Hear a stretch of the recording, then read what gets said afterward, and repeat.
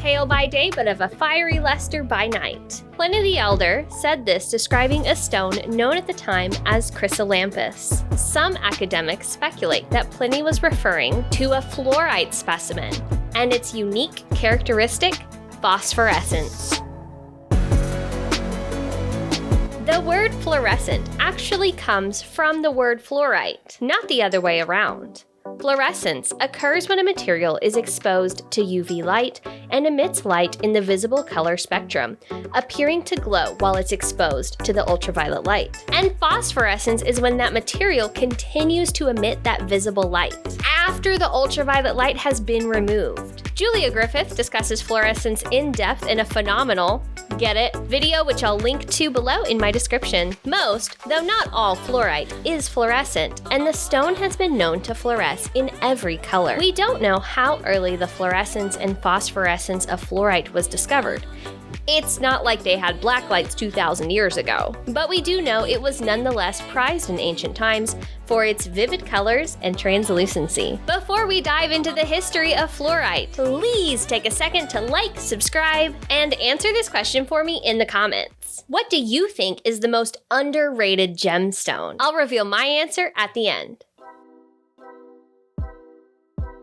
Archaeologists have found Thai and Chinese fluorite objects from 1,000 years ago. We also know that the Sumerians used fluorite, as did the ancient Greeks and Romans. Although, we can't be certain to what extent fluorite was used, as it is difficult to preserve due to its fragile nature. Fluorite found in the form of vases, incense burners, goblets, and figurines paint only a part of the picture for us. The Romans had a special obsession with fluorite, as recorded by Pliny the Elder. Emperors were said to spend the modern equivalent of tens of thousands of dollars for a single stone.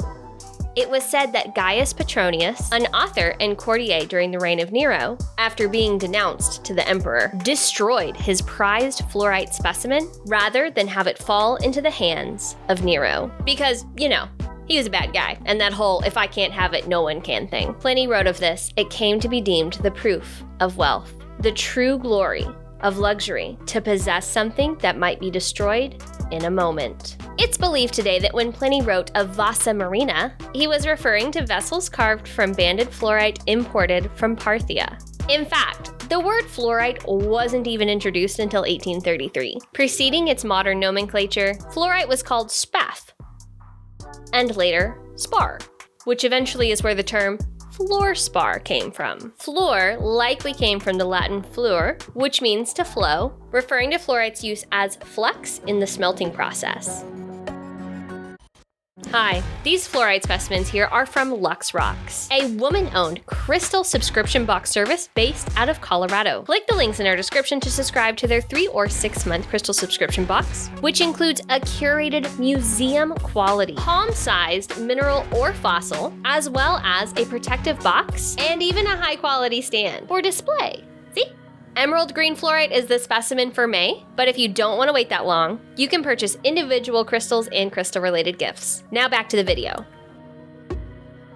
Commercial fluorite mining did not start until the mid to late 19th century, when fluorite started being used as flux in the mass production of steel. This new availability of the material led to an increase in research at a time where mineralogy was making a lot of progress. Scientists wanted to understand fluorite's fluid inclusions, which can consist of gases, aqueous liquids, and petroleum. Solid quality research was taking place in 1843 when the smell of purple fluorite was investigated by a German professor. Yes, purple fluorite gives off an odor when cleaved or ground. That would really stink to be the scientist tasked with figuring that out. One scientist thought that the gas emitted from purple fluorite was hypochlorous acid, but that theory just didn't smell right. So a chemist proposed the smell was coming from something called antozone. And even though that theory turned out to be incorrect, purple fluorite still today may be called Antozonite by some mineral collectors. Due to the 20th century boom in demand for steel, hundreds of fluorite mines opened up across the US and Europe. And the continuing industrial demand is the reason that collector mineral specimens are still being found and sold. Over time, fluorite became more widely known, and desire increased among mineral collectors. Fluorite is actually so significant that it even became the Illinois state mineral in 1965. What many collectors don't know is that fluorite has industrial applications as lens material for microscopes and cameras, and it's also a major source of fluorine that's ultimately used in the production of toothpaste and hydrofluoric acid. Do you brush your teeth? Get yourself some fluorite! The world still needs to mine fluorite for industrial applications, so we'll continue to see it on the mineral and jewelry market. But a lot of fluorite mining has moved away from the US and Europe. You'll mostly see fluorite today coming out of Mexico,